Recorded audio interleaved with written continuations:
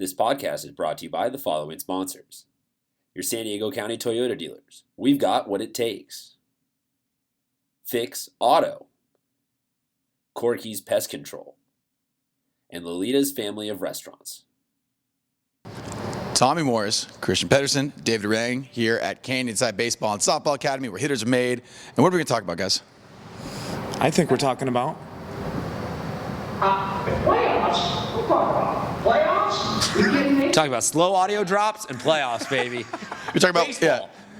long pauses and playoffs. That's what we're going to be discussing today on the podcast. Division 4. We're going to have one of these for every single division, so please watch all of them. Madness has begun. We're just talking about the first half of the week, so that's going to be the games that are Tuesday, Wednesday, up until in the Friday. Playing round in the first round of games. Exactly. Let's get it going. Who we got on the? Give us our first game. First game. Here we go. So we're going to do the playing game and then who they're going to play next. We got the 8 seed Holtville playing Calipatria, the 9 seed. Winner of that will take on Chula Vista, guys.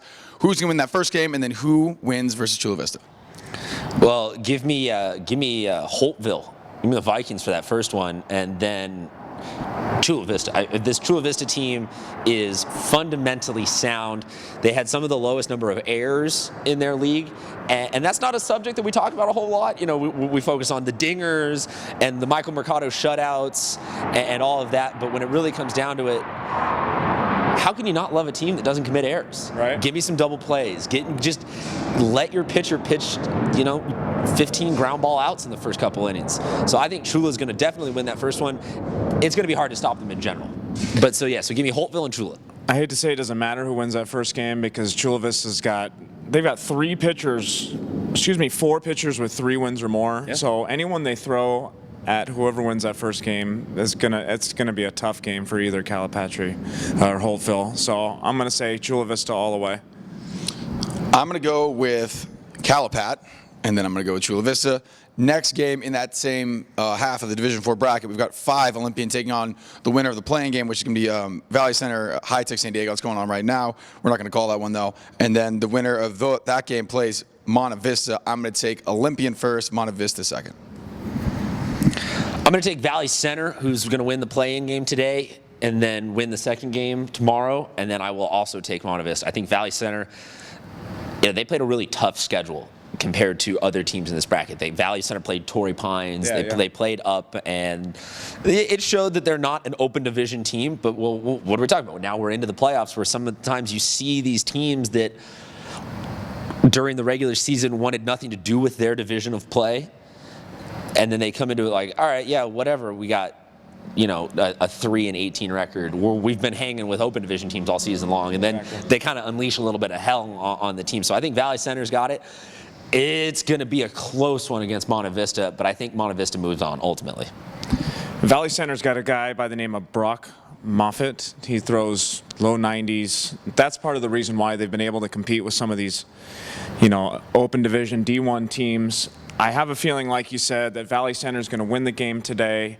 It's going to be tough, though, without Moffitt on the mound. So I'm going to take Olympian to move on against Monte Vista, and Monte Vista to take the game there. Just a side note, as a coach, you have to throw him off today, or are you going to try and save him for tomorrow? In the playing game, you have to throw him. I mean, it's all hands on deck right now. You can try, and I would take the approach of get him out there for 2 innings. Try and get that lead and hold on to it. Yeah. Because ultimately, yes, you do want to win, but also playing that extra game, especially, you got to set yourself up for a long run. It's like a game 7 to me, where whatever arm is ready, just throw all it. arms on deck. Pretty much whoever they got left. I'm a risk taker. I would wait for him. I'm a wild man. Never want to leave a big arm like that. Different style. Yeah, all right. So now we've got the next game. It's number 6 seed, the Battle of the Views. We got Mar Vista, the 6 seed, and number 11, Mission Vista. So you're either looking at the ocean or at the Mission. The winner of that will play Imperial, going all the way out east. I'll let you guys go first this time. You like the view of the Mission or the ocean? Ocean. I like what Mar Vista does. They've got a pitcher-friendly park that they play in at home games, and yet somehow they've still got a pretty decently offensive team.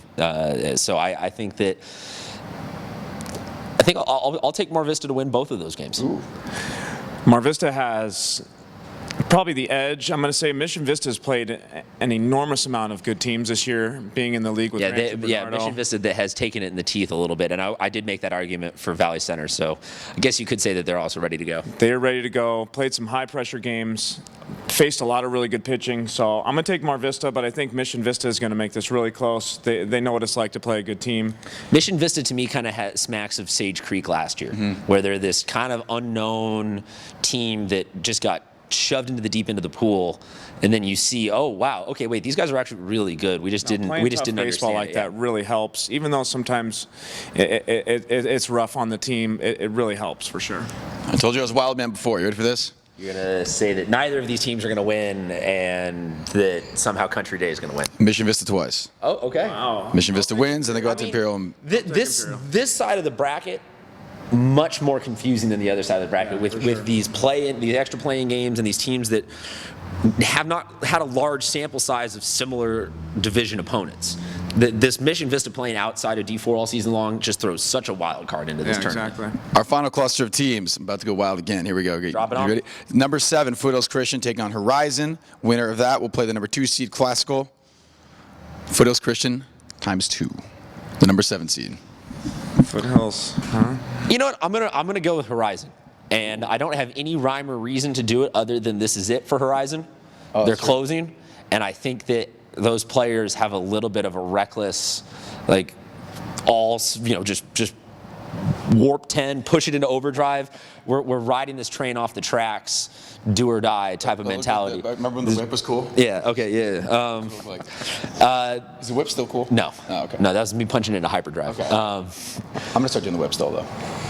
Let's bring it back. You know, who's going to move on in that second round? That's another tough one. But I'll go with Horizon for those first two, and then them to be kind of considered the sweetheart Cinderella team of the playoffs. Foothills Christian has had their foot on the gas pedal all year. I think They've done this and that. they definitely should be better than a number 7 seed in my eyes. They're a tough team. They have some big thumpers at the plate.